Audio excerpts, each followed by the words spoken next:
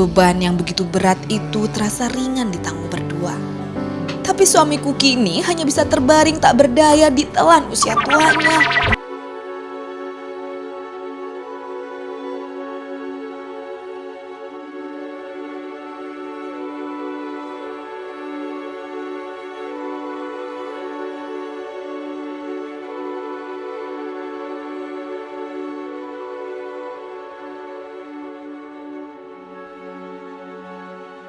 Tak ada yang berbeda di hari ini.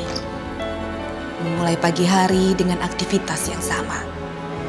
Bukan udara segar yang kuhirup, melainkan asap pembakaran tungku yang mencekik tenggorokanku. Meski tubuh senjaku terkadang lunglai memulai hari, memasak adalah rutinitas yang mustahil aku lewatkan. Kecuali bila tak ada beras dan bahan makanan lain yang bisa kuolah. Ya, hari ini aku hanya bisa menghangatkan nasi sisa kemarin dan membakar sepotong ikan asin di perapian. Ada 4 baskom kecil yang mesti kusiapkan untuk tempat makan anak-anakku. Jangan bayangkan anak kecil yang harus kusuapi. Karena keempat orang anakku sudah cukup umur alias sudah tua. Entang, Dede, Encang dan Enceng sudah berpuluh tahun menderita kelumpuhan. Lebih dari separuh hidupku kuhabiskan untuk merawat mereka. Bukan hanya kaki mereka yang sudah tak berfungsi lagi. Kedua tangannya pun tak kuat bergerak dengan leluasa. Bayangkan saja, usia Entang anak tertuaku ini telah menginjak 45 tahun. Dede 44 tahun. Encang 42 tahun dan si bungsu Enceng 39 tahun. Sedangkan usiaku di tahun ini beranjak 65 tahun. Artinya sudah 40 tahun lamanya aku merawat anak-anakku yang sakit. Ya hati 40 tahun. Ya 40 tahun. Ya seumur kan. Kumaha ibu rasan capek tiap harinya dia tentu ya capek amat capek ngan kumaha atuh gitu dah.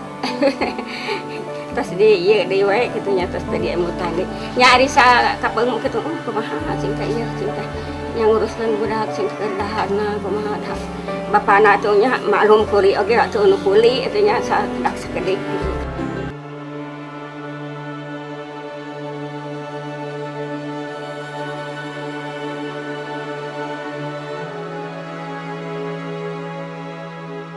Dulu aku masih bisa berbagi beban dengan suamiku Didi. Beban yang begitu berat itu terasa ringan ditanggung berdua. Tapi suamiku kini hanya bisa terbaring tak berdaya ditelan usia tuanya. Sudah 4 tahun lebih suamiku menderita penyakit yang sama dengan anak-anakku. Ia tak bisa lagi menggerakkan kaki dan tangannya. Kini di pundakkulah semua masalah ini aku pikul. Terus terang terkadang aku merasa letih.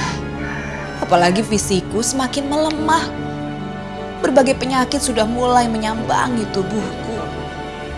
Tapi bagaimana lagi? Hidup harus tetap berjalan bagi suami dan anak-anakku. Cabi we cinta mudah-mudahan dan kiparat gitu ibu masak itu itu. Aya dina kasabaran, cinta aya dina kakiatan wae kitu iman Islam.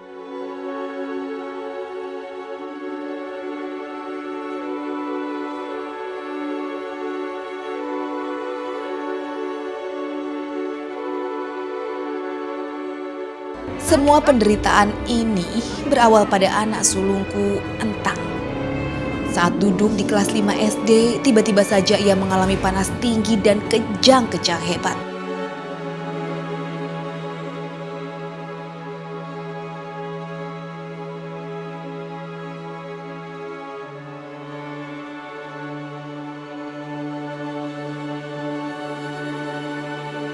Terbatasnya tempat pengobatan di kampungku membuatku bingung.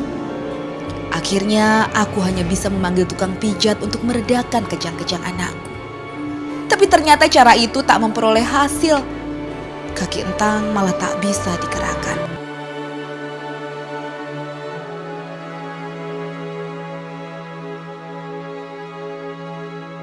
Kejadiannya terasa kejang-kejang, jadi lemes-lemes ya, otot itu.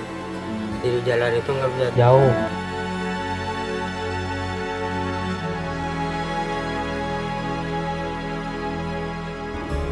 Aku begitu terpukul dengan kejadian itu. Namun cobaan itu ternyata hanya awal dari rentetan derita yang aku alami. Selang beberapa bulan sang adik Dede yang umurnya terpaut 1 tahun mengalami hal yang sama. Seperti kakaknya, kakinya tiba-tiba lemas dan tak bisa bergerak. Ya Allah, ada apa dengan anak-anakku? Mengapa musibah datang begitu beruntun? Musibah yang sama menimpa Encang dan Anceng.